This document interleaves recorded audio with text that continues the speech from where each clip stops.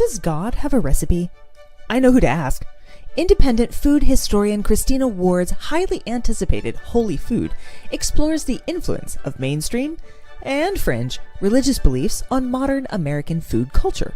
It's the story of true believers and charlatans, of idealists and visionaries, and of everyday people who followed them, often at their peril. Of course, religious beliefs have been the source of food rules since Pythagoras told his followers not to eat beans, because they contain souls, apparently, the Kosher and Halal rules that forbade shrimp cocktails, or the long-ago Pope who forbade Catholics from eating meat on Fridays, fasting to atone for committed sins, or just needed to boost the fish market value. Only in the United States, where the freedom to worship the God of your choice, and sometimes of your own making, could people embrace such new ideas about religion and what you're allowed to put in your mouth. I'm going to have to revisit my comedy sketch God costume, aren't I?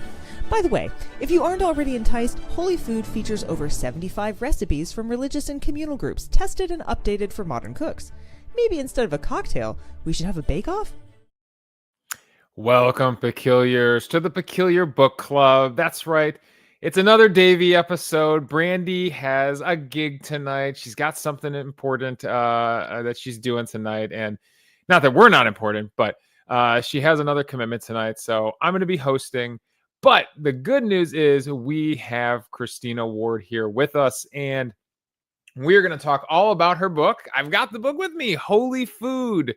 And I hope you had as much fun as I did. I hope you got to read some of the really wild stories about our American history and you know, the religious sects, cults, branches, divides that have happened, and on top of all that, the food that it's influenced. So I hope you had fun, got to check out some of the recipes, and I have a special treat. Instead of our mid-tro music, we have a special sketch. I recorded something a little special for you. So with all that said, let's find out all about Holy Food, and let's bring Christina on. Hi, Christina. Welcome to the Peculiar Book Club. Hi, it's great to be here with you, Davey. I'm so excited to talk about food and religion and American history and just how weird it all is.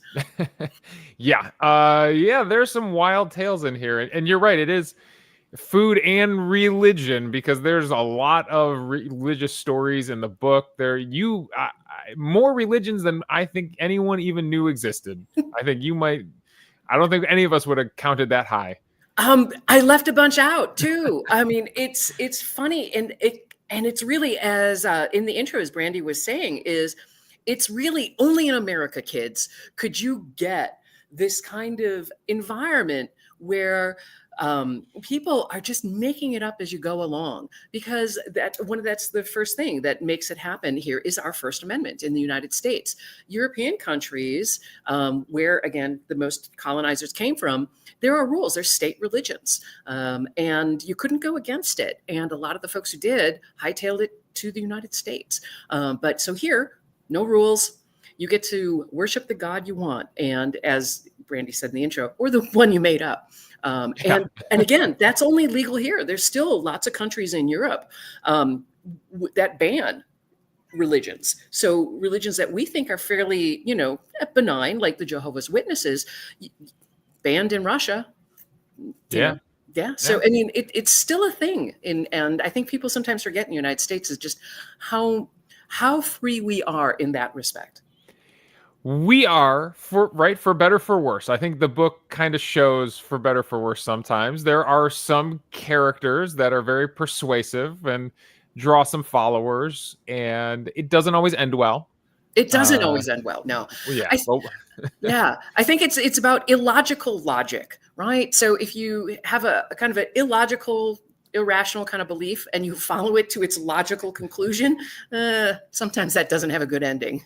But we will get into it. Peculiars, put your questions in the comments. If there's a particular sect, religion, cult, anything that you want to hear about, hear the full story from Christina, put it in the questions. If there's a recipe, a food, or something that you saw in the book that you want to ask her more about, put it in the chat and we'll bring up the questions.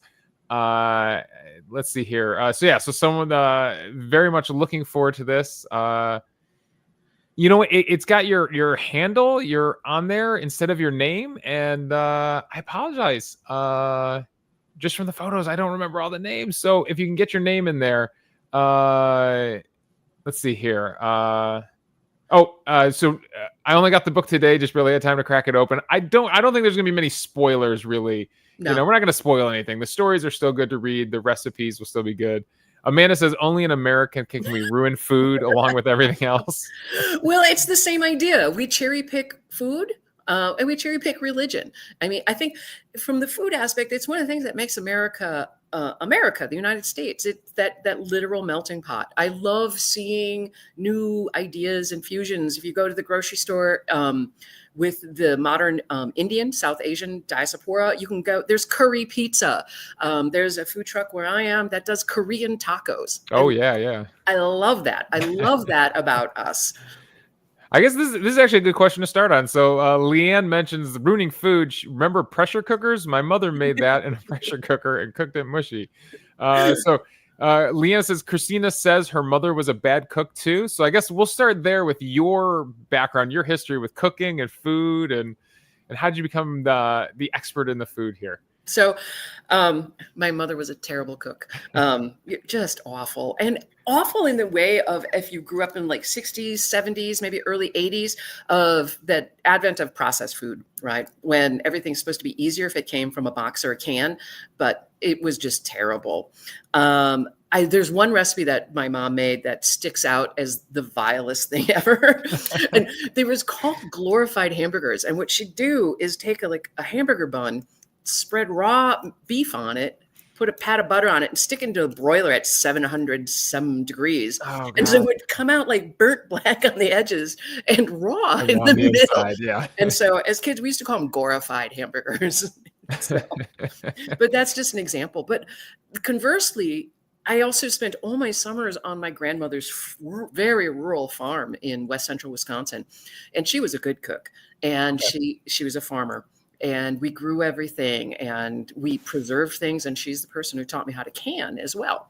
So I like kind of, in the city, it was just terrible. And then in summers with cousins, you go up to the farm and then it's like, wow, I didn't know beans didn't come in a can.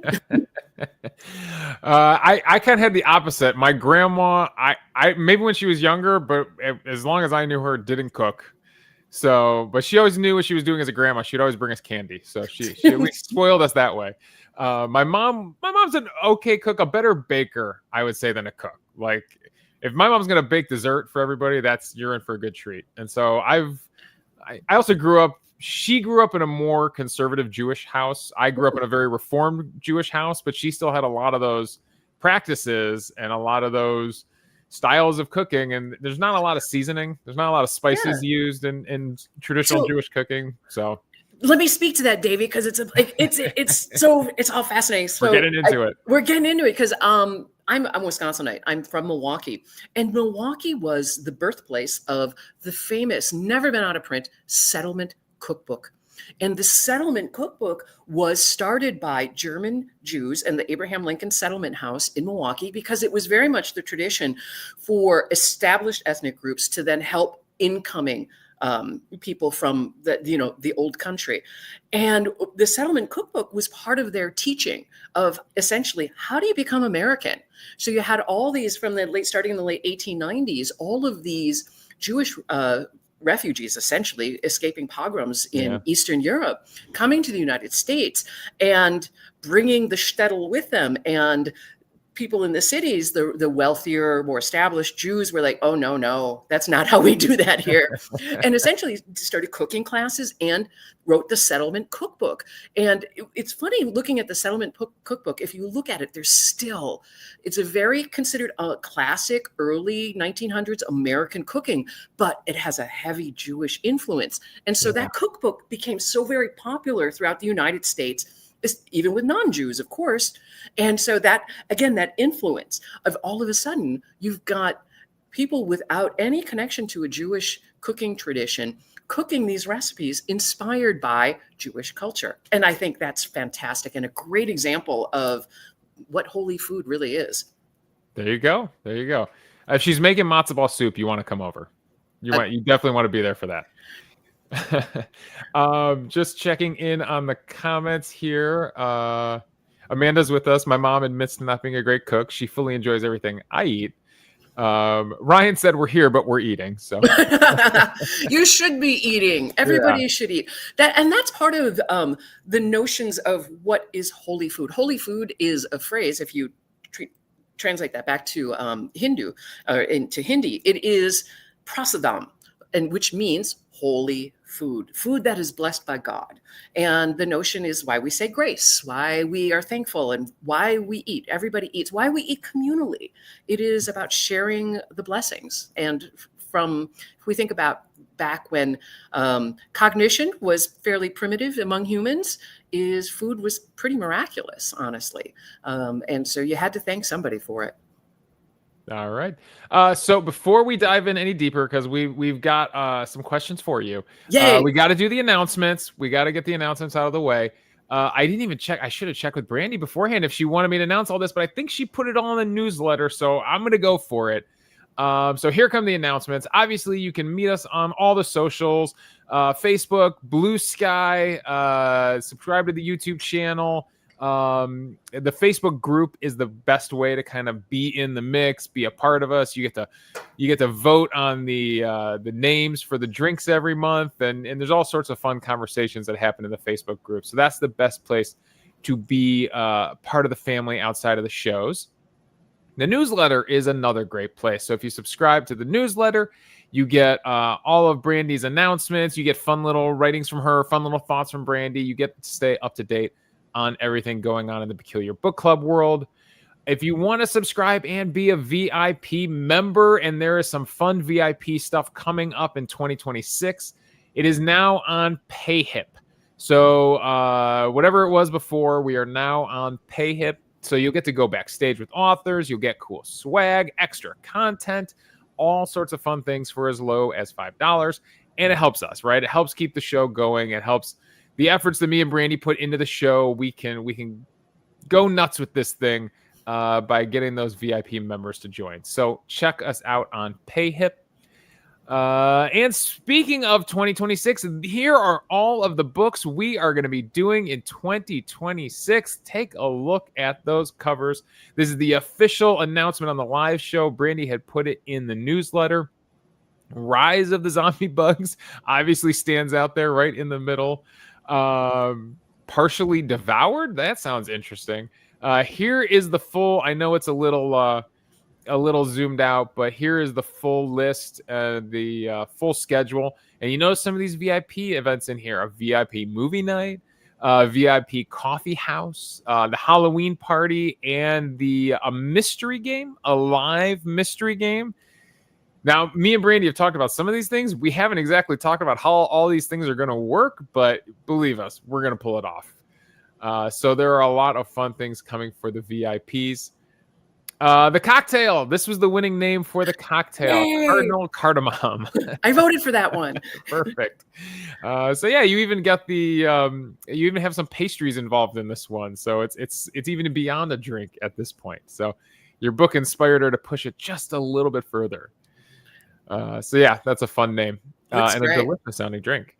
And then we do something else on this, Christina. We do something called the Peculiar Movie Club. It's some bonus content we give to our audio listeners. And I host it with a friend of mine, Darren. And we pick movies themed around the books we read every month. And for your book, I had two ideas. I actually had a couple ideas, but two ideas that I was really tossing back and forth. And we settled on the movie Julie and Julia. It just felt like, for the love of food, the love of cooking, Julia Childs, we couldn't go wrong. So Julie and Julia is the movie we're going to be doing for our November Peculiar Movie Club podcast. The other one I was tossing around was Chef. I approve. I approve of Julie and Julia. Perfect. All right, there we go. So that is coming up. So those are all our announcements. We can get back to your questions. I guess the first question, while I look through their chat, the first question is kind of always, what inspired you to write the book? What took this from an idea to a book? So I think that many of the folks listening and watching will find this phrase familiar, which is, I wrote it so I would stop talking about it. I would, if you had me at a cocktail party or a corner of a bar, I would like, hey, did you know? And so I decided I should write this all down and put it all together. And that was the impetus of, because I made that connection early as a little kid, of that food and religion always seemed to be paired together, whether it was my mother going, Catholic church, and people brought food to be blessed on Good Friday, before Easter, or on summers when the traveling preacher would come and do children's ministry and pick up all the farm kids, and you would get candy or ice cream as a reward for remembering Bible verses. So in my mind, food and religion were connected always from the earliest age. All right, there you go. That's the inspiration for the book. All right, so we got a question here from I put your name in the chat next time, so I make sure I get your name in there. What was one recipe you tried to rehabilitate for a modern audience but just couldn't? Oh, yeah. There's one that sticks out. It was like I made it twice, thinking I messed it up the first time, and it is from a commune called the True Light Beavers in Woodstock, New York, and it was essentially a vegetarian version of like a pate. And I thought, oh, that would be really interesting. And it's really mushroom based. And it is the most disgusting thing I've ever tasted in my life. And that was like one of the things with the book too. It'd be really easy to pick like terrible recipes, and like then we can all like, look at what those people ate. But I didn't want to do that. I wanted to put in real recipes and ones that would taste good to modern eaters. But that was the one, True Light Beavers. And funnily enough, and I don't think I'm telling tales out of school, is if folks are familiar with like Martha Stewart's magazine, and is Martha Stewart's culinary director, Sarah Carey, who's a fantastic human being and a great cook. She grew up in the True Light Beavers commune. And so it gives thought a little bit. And over the years of working, doing research and meeting more people, there's a number of women I've met who grew up in a cult or a commune who have embraced food careers and have gone into, whether it's being a chef, working in kitchens, owning restaurants, or writing cookbooks. So there's some sort of another connection to food and religion and cults and communes. So I feel like we're going to name a lot of these communes, cults, religions, and things like that. Can you give like a quick, like who that group was really quickly, just so everyone has a reference point? Yeah. So the True Light Beavers, which is going to be one of the best names for a cult commune. And they were just a prog rock band. Yeah. They weren't as culty. They're more of a commune. And it was, of course, late 60s, early 70s, at the height, the Back to the Land movement. And this was a group of very good friends who were living in Brooklyn and decided to go back to the land, and moved upstate New York and kind of did the whole communal living thing. And they were indicative of a lot of groups of that time period who decided to we're going to just live together and form a commune. That sounds great until you actually have to work the land and actually grow things and harvest and do things. And it's a little bit more complicated. And so the True Light Beavers encountered that as well. But again, a really fun-loving group. And they wrote a cookbook, which was, again, capitalizing of the time. There were a lot of different these communes and things that were publishing cookbooks. And so the True Light Beavers wrote their cookbook. And so that's who they were. It was Sharon, by the way. Sharon, who was asking the question before. So she put her name in there for us. Thank you, Sharon. Yeah, normally your name is there, Sharon. I don't know why it's not today. Okay. So we got some good questions coming in. Leanne asked about garlic. She said, you write about garlic. In some cases, it was avoided. In other cases, garlic consumption was initiation rite. Mm-hmm. So what's the wide range of thoughts on garlic? So wide ranging. So what Leanne is referring to, especially in kind of Hindu belief systems, there with the Jains, which, if just as a reminder, folks, are a group that has religious beliefs that are very, very old, like what's called pre-Aryan. So pre the northern invasion. So this is indigenous, to southern India. They are vegan, essentially. They're monks will sweep the bugs out of the way. So when they're walking, so it's just that. So garlic is considered to like the Jains and other groups that are affiliated and related to them as offensive. It's offensive to God, to the gods. And some of the other Hindu sects have picked that up as well. So it really can vary by that. But where then we bring it to the United States, and the Yogi Bhajan, the infamous Yogi Bhajan, used garlic as a pressure test. Now, Yogi Bhajan led the 3HO organization, and that was a cult. And a lot of times with cults is they want to test you. They don't want skeptics. They don't want people who are going to push back. And so they'll do a test right away to see if you're willing to follow the directions. And Yogi Bhajan's famously was, when they were starting out, is you had to go on a garlic fast, which meant you had to eat a clove of garlic 3 times a day, and that's it for 3 days. And if you could do that, then he'd let you kind of go advance to some of the next steps. And he had a phrase for that, and that was separating the yogis from the bogies. How that makes it fun, right? Right. Are we allowed to roast it or just raw? It was just raw. Probably Just raw. pop that in there and munch away. Okay. And now if Yogi it was Bhajan, if it was an onion, I might have been able to do it. I don't know about garlic. yeah, the onion. Well, and onions too. Can be problematic for some of the Jain Hindu based. Again, anything that is a strong flavor, was considered, and bad breath, was considered offensive to the gods. And now we consider it delicious. Right. And that's my father-in-law from Poland used to refer to onions as the Polish pineapple. I like it. All right. Kim McQueen says, hi, can you talk about your research process for the book? Such a huge topic. How did you rein it in? Crying helps. We find a lot of our authors, end up on the floor crying. Yeah, a little catatonic from time to time. No, I think that to be more sincere about it is it is challenging and difficult, and the key was finding the way in. How are you going to tell this story? And I had a few missteps, and then that's also having a trusted editor to speak truth to you. And my editor friend gave me, after the first kind of initial half draft, said, "What the F are you doing?"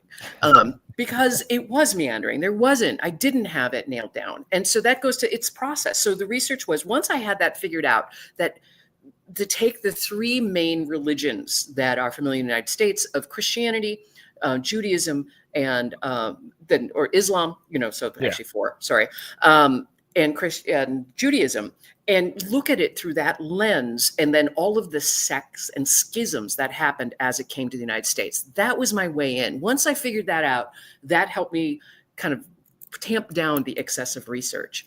But I did have a couple of years of just wild research, just going down rabbit holes, visiting places. There you go. All right. So yeah, some firsthand experiences with some of these. I did. Yeah, I really wanted to try to, and I come with an open heart too, a non-judgmental, but just to really, learn about the people, what they were eating, what they believed, and the why. Okay. And you said you left some groups, some things that got left on the cutting room floor. I'm sure there were probably recipes that got left on the cutting room floor too. Yeah. Yeah. I try to balance things between, I have a sweet tooth, and one of my first passes as I'm culling recipes was realize it was 75% sweets. I'm like, okay, no, can't do that. And so there's a lot of fine cakes that got left behind. There you go. I also am a victim of a sweet tooth. Yeah, that's a hint. I told you I'd leave maybe a hint towards what recipe I might have done, and that's a hint towards where I was going. Ryan says 1 clove is not enough, and Amanda says usually need a whole bulb. So I think they would have passed the test. You would have. They're up for the challenge. You would have been susceptible. I wonder does anybody know? Like I said, Yogi Bhajan and 3HO, but they have a huge influence in the food world today, even. And I wonder if anyone knows what companies they own. Ho, ho, ho. Ooh. Ooh. She's quizzing us now. Wait, that's not the Yes. way it's supposed to go. All right, I challenge all the peculiars. Throw it in the chat if you know. Every time you say Yogi Bhajan, all I could think about is Yogi Berra. So that's where my head goes. Okay, so Sharon asks, and this will get us deeper into the religious aspects of things. What makes a commune a religion? Oh, that's a great question. So any commune is essentially communal living. And if the reason for that group to come together is religiously inspired, then it becomes a religious commune. And if they're not, like the True Light Beavers, for example, they did not have religious belief behind that. That was not their impetus for forming communal living. Whereas Mormons, early Mormons, actually started as commune. The Oneida, that was a religiously inspired communal living. The Amana in Iowa, if anybody's ever been, now it's a national historic site, you can go visit. But so when people choose to live together under a religious belief, under a religious leader, a singular leader, then it's a religious commune. And now, depending on the bite model, and again, I didn't invent that, though it has that food pun in it. It's about how do you identify the difference between just a religion, maybe a fundamentalist extreme religion, and a cult. And that's where that differentiator comes in. And that is if a group or like the group leader exercises a lot of control over what you think, what you say, what you wear, who you can associate with, and what you actually think and believe, you're in a cult. Okay, well, good warning to all of us out there. Yeah. If you're in that situation.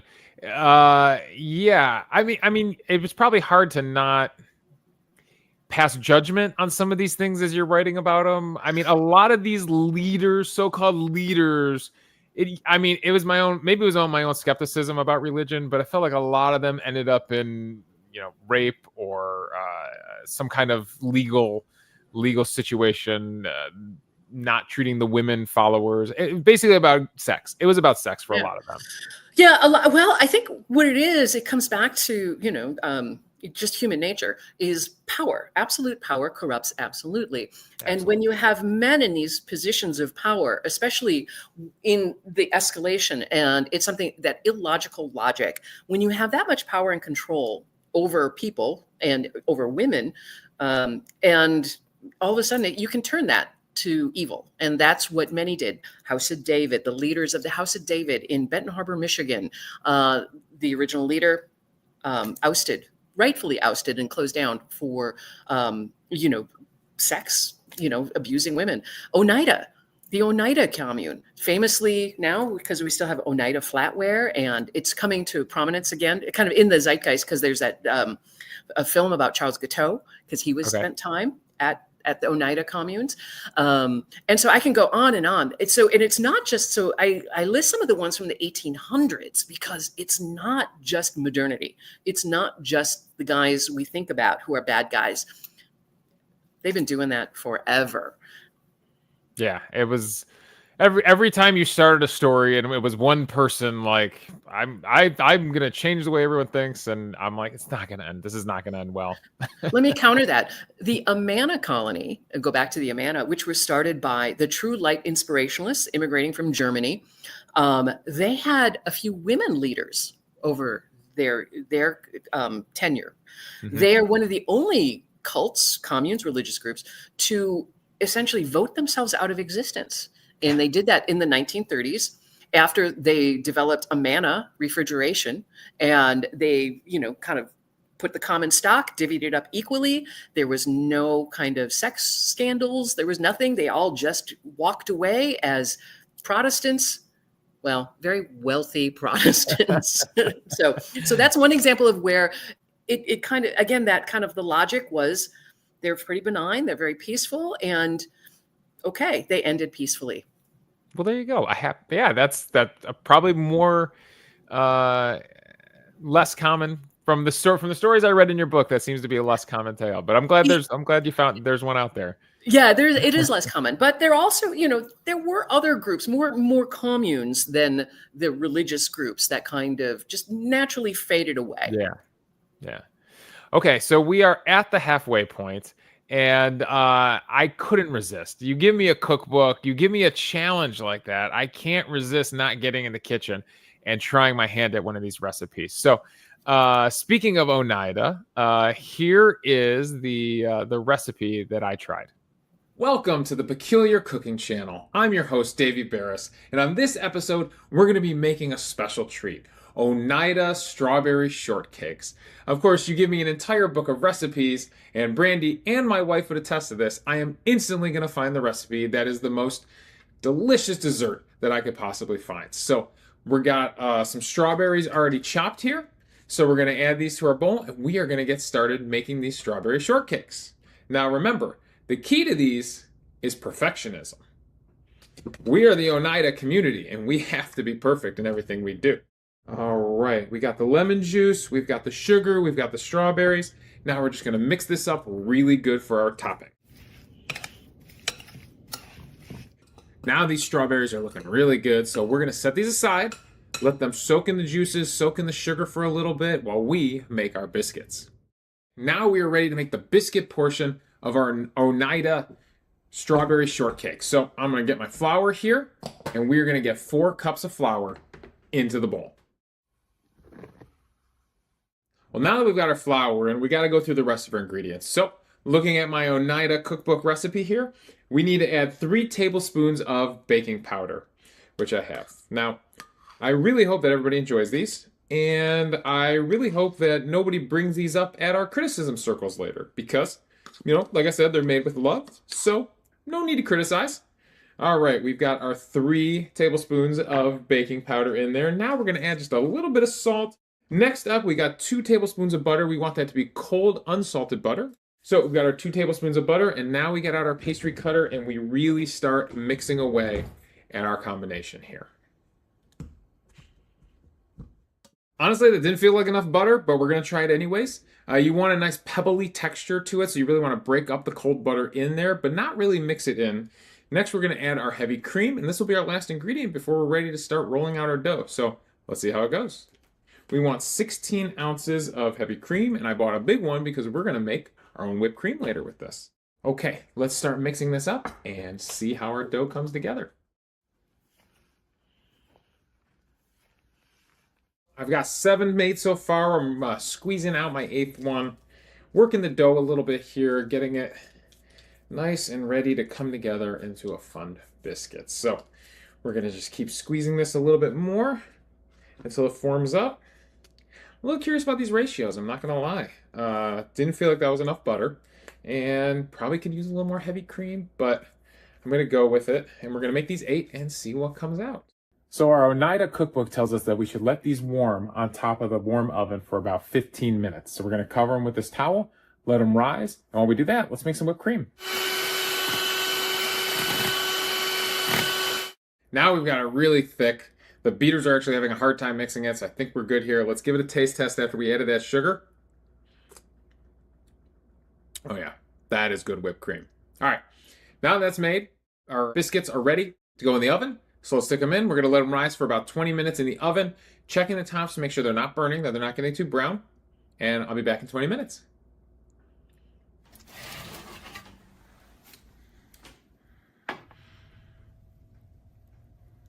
Okay, the biscuits are out of the oven and they are looking good, I gotta say. We're gonna try to peel this one apart here. We are gonna start with our strawberries, and we're gonna make sure we get lots of juice in there too. We want the strawberry juice to really soak into the bread. And we'll pile that with strawberries. We're gonna add a layer of whipped cream on top of that. We've got Oneida strawberry shortcake. All right, here we go for our taste test. Just dig in with your fork, break apart that biscuit. I think we nailed it. This is perfect. So, Oneidans out there, I hope you enjoy your strawberry shortcakes. Remember, free love, male continence, and all the other crazy things that our Oneida community believes in. Until next time, this is Davey from the Peculiar Kitchen saying, enjoy.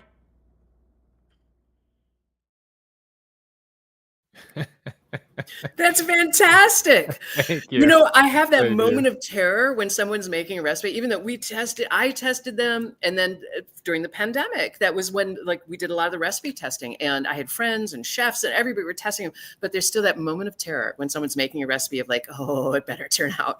But the reason this recipe works is because you were saying throughout is like, oh, it doesn't seem like enough butter. Heavy cream. Heavy cream adds that fat. It's a different way to add the fat to get everything to work together. So when I went to the grocery store, I also I Googled Oneida strawberry shortcake, and I think I found a different recipe. It had a little less flour, and it called for a half cup of butter.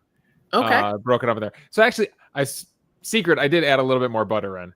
To kind of make the dough, but no, it was great. It was delicious. They also called for a teaspoon of sugar or a tablespoon of sugar in there too, just to sweeten them up a little bit. You know, and that's actually something that happens with a lot of the groups that have been around for a long time. They publish cookbooks for two reasons. One, revenue. They can sell cookbooks. They can earn revenue for the group, and it's also to help new believers kind of get on the program. But the reason I'm bringing that up is sometimes the recipes change and evolve over time. So the Oneida is what they were writing in like the 1840s as a recipe it's a little different than when they get to the 1870s. And everybody does it a little differently. And we can get really in the weeds with cooking because, humidity, moisture, you might need more moisture in there, more fat. And so that's why baking is always a bit more of a science than anything else. Yes, absolutely. Absolutely. Sadie says, let's make the peculiar kitchen a thing, please. Yeah, definitely. I enjoy cooking, so I have no problem doing more cooking segments for you. We'll see where the books in the next season take us. Who knows if there'll be another cooking segment.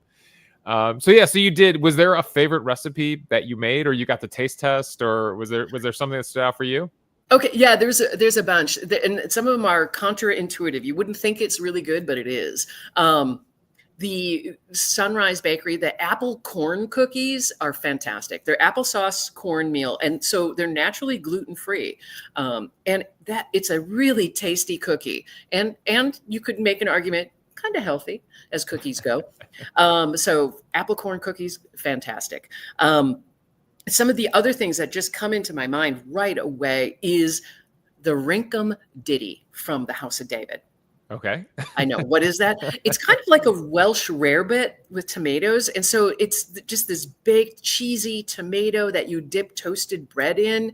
And it's delicious.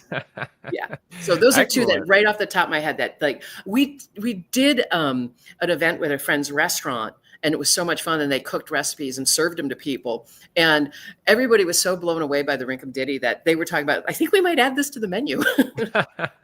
Now, so there is an index in the back of the book. So if she's, as Christina's saying these things, if you want to go find them, if you're rewinding the podcast and you want to go find them, you could use the index in the back of the book to find these things quickly in the book, in Holy Food. Right. Just look for the funniest sounding one.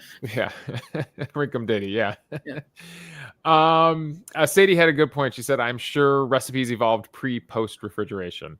Absolutely, they did. And that's why you notice some of those old ones. And you have to think about access to, so somewhere like the Oneida Commune that we're running it as a farm, a working farm, they probably had more access to cows, heavy cream, and making, the ability to make butter. And you see later some of the poorer communes, especially when you get to the 60s and 70s, you're using cheaper ingredients. And so you get a lot of bean-based things and trying to figure out how to keep everybody alive, relatively healthy, and for as cheap as possible.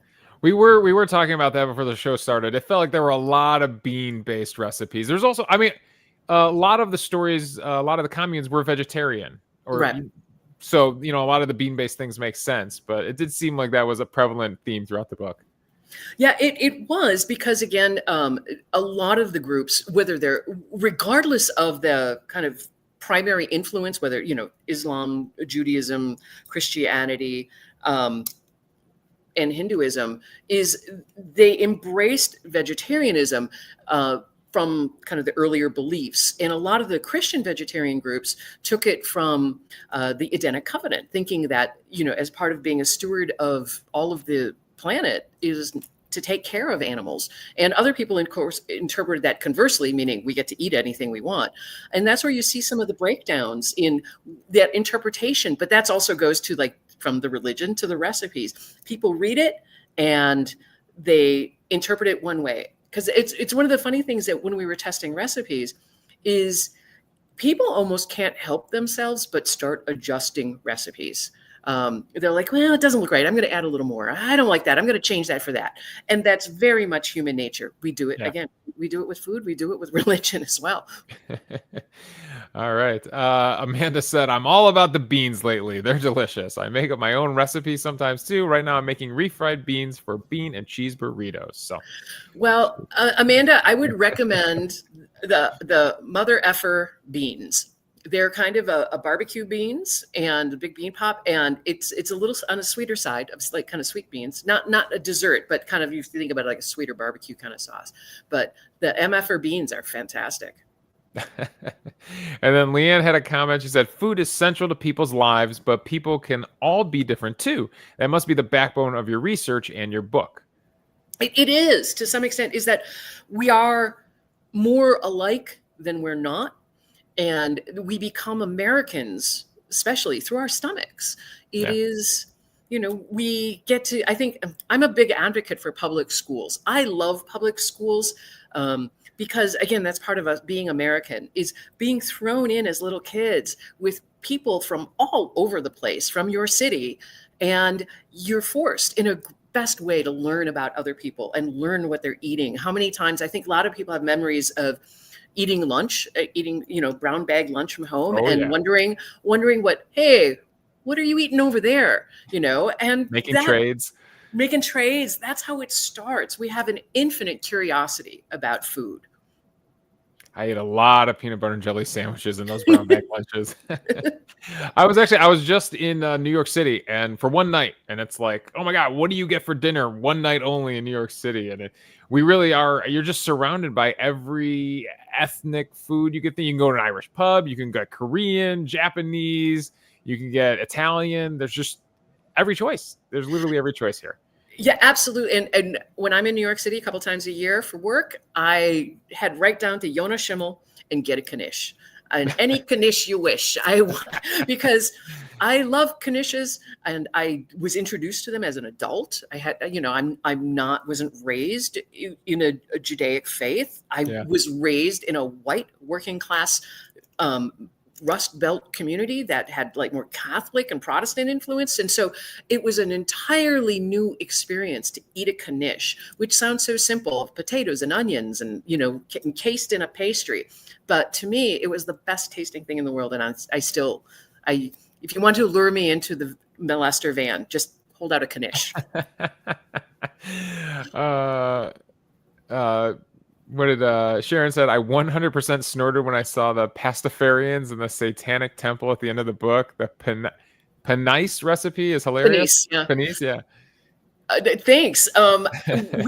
We wanted to have a little fun and also show that this doesn't stop. The infinite, the schisming of belief systems and the innovation with food, it never stops.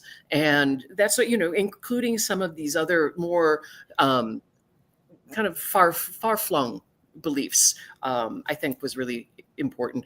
And the pastafarian, started by Robert Anton Wilson as legitimately a joke that's kind of got taken off, is that pastafarians sued to have the right to wear their colanders, their pasta colanders on their heads for legal identification. Fantastic. And so, they invented a recipe. That's their own pasta recipe. So I had to include those in. Oh, that's wonderful. Okay. So I have two kind of big questions on the top of the head now. One, so this schisming, this splitting of religions, you covered so many different types of beliefs and different faith systems. What, as the author, what does that say to you about how prevalent religion has been in our society? And is it, do we still need religion? Is it crazy that it's broken off into so many different beliefs? Like, where do you stand on all of that?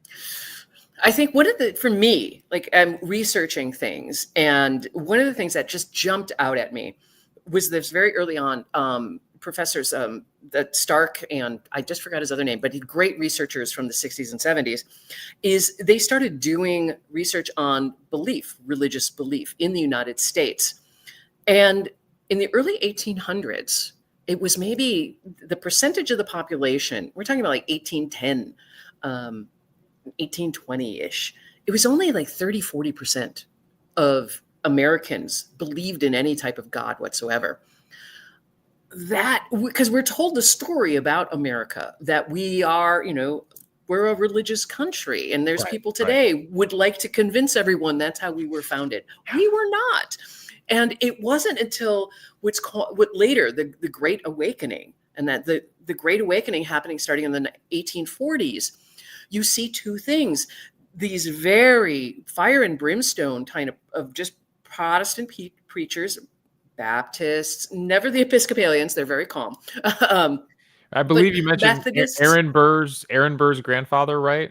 Yeah, absolutely. Yeah, he's one of, and they start traveling around and essentially kind of looking at, there's too many heathens, Americans need God. And so in the span though of 70 years, which is not that long, the United States went from about, that 30-40% of belief up to almost 90% belief, where people are claiming, yes, I believe in some sort of higher power, which to me is an extraordinary thing. And that was one of the things that really opened my eyes about how influential and how easy it is to change a culture for the good. And I think I went way off the point. I'm not sure where you were, Davey, with the question, but well, I think that's kind of my point. How easy it is to change people's minds when it comes to religion and belief, like things like that. Like it drove me further in the opposite direction. Like when you hear these stories over and over again, and how easy it is for people to drive people towards these beliefs, it kind of pushes me in the other direction, saying like, why are we so susceptible to this? Like, why can we be more free thinkers or just believe in each other? And I'm with you, and I came to that, and I say that really early, that hey, I'm one of those atheists. I get a little picky about that. I don't say I'm an atheist, which denotes some sort of belief. I'm atheist. I am without God, happily so. But it's so fascinating, this nature of why people believe and why people then choose to then that next step that really makes it American is that notion of proselytation, that idea that you can't just be happy with your God and with yourself. You got to make sure other people know about it and come along with you. And I know from the perspective of believers, they look at it as like they're doing you a favor. They're trying to save you from a life of eternal burning. How many missionaries are there in the world trying to save people right now? Yeah, there are. And I mean, I can go on and on. I mean, and it also then, that missionary work influences American food. All the kids from the Church of Latter-day Saints, all those Mormon kids that went on missions around the world, brought back recipes, brought back favorite dishes. And you start seeing in the 60s and 70s that many of the Mormon cookbooks start evolving to incorporate kind of white versions of, ethnic foods. Amanda said it very bluntly. She said, "Let me burn." It's the old joke of like, hell's going to be more fun. I went to Saturday school, raised Jewish, and like I get it. There's great morality tales, right, written into these stories, right? Great stories of how we should treat each other, and that's good. But I kind of agree with you, like, that should be more private than public. Like, that should be in your heart, in your house, not screaming it on the streets. So, and that goes along with public schools. I like being an American. On my father's side of the family, we came over in the 1600s. We were some of the very earliest colonizers, and so my sense of being American is about everyone, about how it takes all of the people who came here, the indigenous people that were already here, the people that were forcibly brought here, all of us together make America. And when we try to force our personal will onto other Americans. I don't think that is American. Essentially, we are, kind of, used to be able to kind of everybody go to the bowling alley, and you could have a bunch of different kinds of people all together, and it was just like, okay. And now we seem to be more divisive and more tribalized. Yeah. Another big thing I wanted to ask you about from the book was there was a large chapter on the rise of Islam, and especially in the Black community. And as slavery is ending, during slavery, there's some strong influences, and then as it grows post-slavery, and the way it kind of spread to Chicago and Detroit. So just can you kind of give us a quick recap of that story and just what you thought of that? Yeah, Right. I thought it was really interesting because it comes from vocabulary more than anything. A lot of it is this notions of identity. And a lot of times people who were of African descent would be referred to as Moors and Moorish. And if you look at then what are the belief of the Moors in the northern Africa, it was Islam. And so Black Americans saw, as a reflection of their own past that had been denied them, that had been stolen from them, a way to reconnect. And so they embraced Islam, except they didn't really embrace a traditional sense of Islam, like what we would know as Sunni or Wahhabi or Shia or any of the many of hundreds of other sects of Islam. They kind of made up their own as it went along. And so it's this mishmash of some Islamic, some traditional Muslim belief with very early kind of messianic Christianity belief. And so it becomes its own thing. But one of the underlying pinnings of that is about autonomy, about being your true self, without being oppressed. And that becomes the through line from the Moorish temple, the Moorish nation, the nation of Islam, and all of the other offshoots there. It is about then autonomy and being who you truly are. And I think that's really fascinating. And and the food culture that grows up with it. Right. They kind of had similar strict, kind of Judaic. They had similar strict rules about what you can eat, what you can't eat. It kind of falls in the same vein. Yeah, many of the early Black Muslim groups in the United States did follow essentially a Judaic diet, and there's a reason for that. And if you've read the book, that's one of the biggest through lines is the notion of the lost tribes of Israel. Is in the mid 1800s, a bunch of British people. It started in the 1600s, but it became really popular in the 1800s. The idea that, oh no, the lost tribe of Israel, it's us, the white people. We're them. We're the lost tribe. And so that infused a lot of the Messianic Christianity in the United States for white people, as well as Black people too, said, wait a second, how can they be? They're not. No, we're the lost tribe. So that belief is the lost tribe influenced a lot of the schismatic groups that are still today. And it's funny is a lot of the groups that are still around today, even the groups that have grown quite large and become considered mainstream, at the core of their beliefs still believe that they are the lost tribe of Israel. Okay. All right. So that's a good lesson right there for us. Yeah. Thank you. Sadie's going to squeeze in one more question before we get to the author quiz. She said Ryan was asking about the Noel bean pies. What's the story there? The NOI. Oh, NOI. Sorry. Yeah. Yeah. So thanks for actually getting the right abbreviation. The NOI, Nation of Islam bean pies. It's a very specific bean. You have to use navy beans, the little white beans. And it's fantastic. If you've never had a bean pie, make it. It's really thick and custardy, and it has very warming, very cinnamony, kind of flavors to it profile. If you've ever had a rice pudding, you're going to like that. Similar texture, not as grainy as rice pudding, but you're going to like it. So, okay, Nation of Islam bean pies. Elijah Muhammad one of the true founders, like the really inheritor, the builder of the belief system as well as the food system for the Nation of Islam, was very strict in his diet and wanted everyone else to follow that diet too, and developed the bean pie recipe. And so beans, lots of protein, cheap to make. And because of it, it became a way, again, going back to the autonomy, is many of the women in the various temples would start making them and selling them.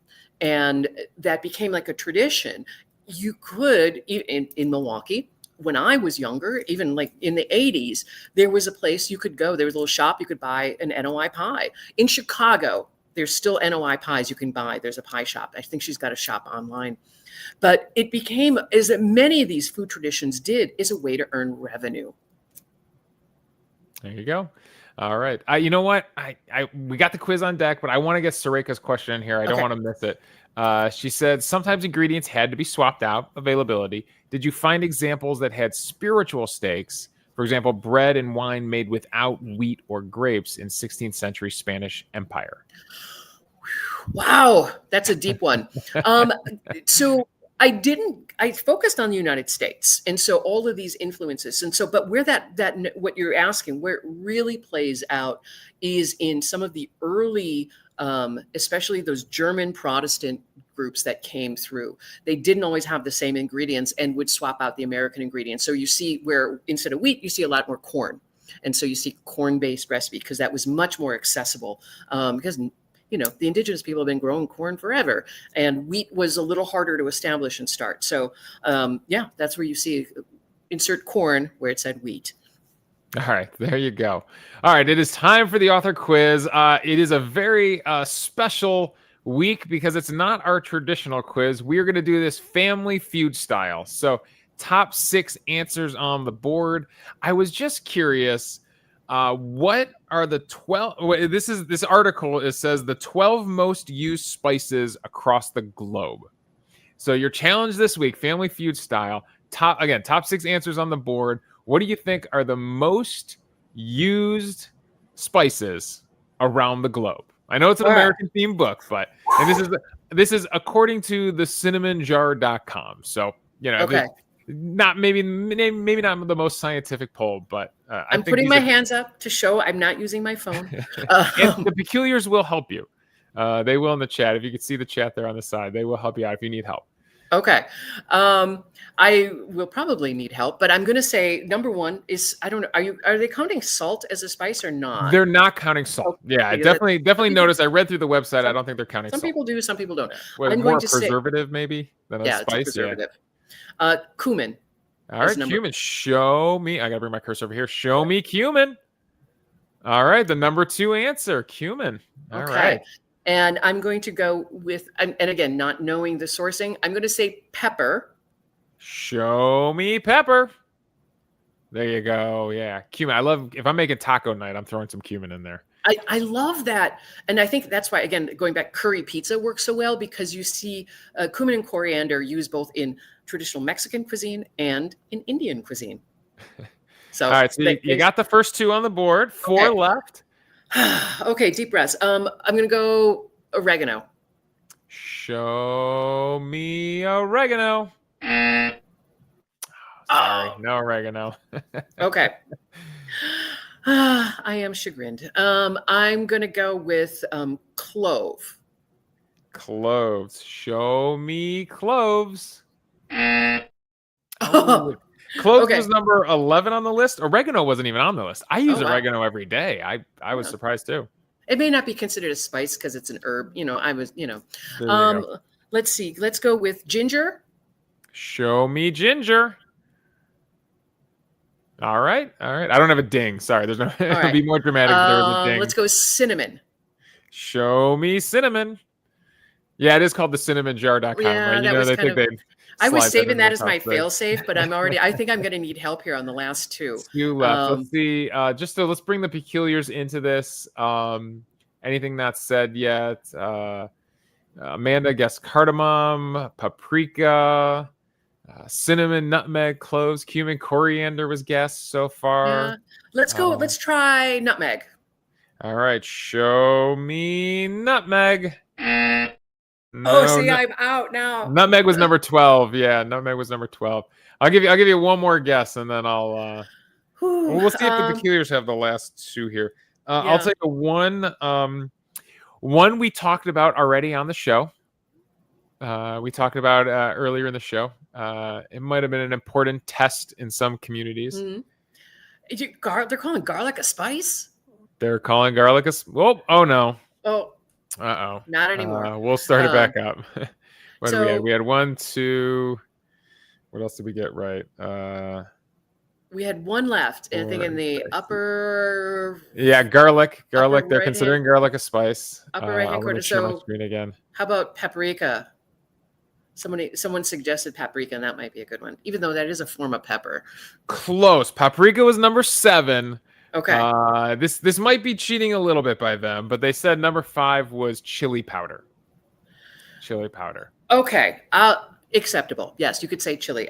Sure. That was my brain fart. I should have said chili. Yes. There we go. That's on me. Yes. So there you go. There's your top 6, apparently, most used spices around the world. Right. And the reason that most early Protestants did not use much spicing at all, was very bland food. It was because the concern that it would excite the senses, meaning it'd make you horny.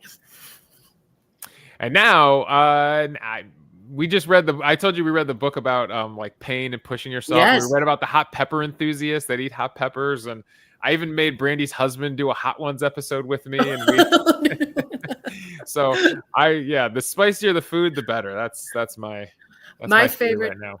I can't do hot spice, and so much so that our favorite Indian restaurant is that I'm known as baby spice because I always ask for baby levels of spice. I'm to the point where I say make it how you'd make it for yourself and bring it on. Yeah. All right, everybody. So let's thank Christina for a wonderful book. My family now gets to eat strawberry shortcake for dessert tonight. So Yay. There's that. I hope everybody does get to try out a recipe, whether it's some of the bean dishes that we were talking about, or just leaf through, find one that sounds interesting and go for it. So it's always fun to expand your horizons. It is. And I want to say, I'm actually active in the Peculiar Facebook group. So if anybody has like a question on a recipe or anything, hey, ping me. I'm in the group. I'll answer it for you. There you go. Perfect. And she's also the expert on a lot of other food topics. We didn't even get into, she has other books on food. She has books on canning, and yes, I'm the master food preserver of the state of Wisconsin. Yeah, we were talking about that a little bit beforehand, so we didn't even get into that. But if you have any questions for her, Christina is your person to ask. So thank you so much, Christina, for joining us. As Brandy says, at a place where if you're weird, you're family. You got the blue